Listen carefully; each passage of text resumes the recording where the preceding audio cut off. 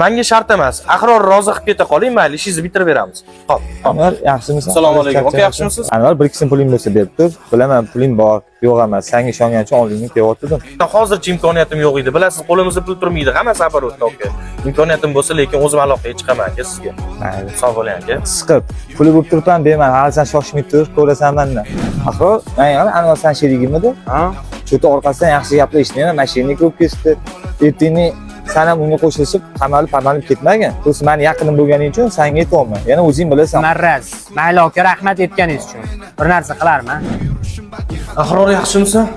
Telefon qilsam, telefonni olmaysan. Tinchlikmi o'zi? Nima bo'pti? Men senga o'xshagan haromxo'rlar bilan boshqa ishlamayman. Hisob-kitobingni qilgin deb pulingni olib ketdim. Senga kim nima degan bilmayman-u. Men bir tangani ikkita tomoni bor.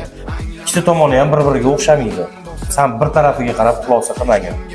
Men sen bilan bozorgacha emas, mozorgacha bormoqchiman. Sog' bo'l.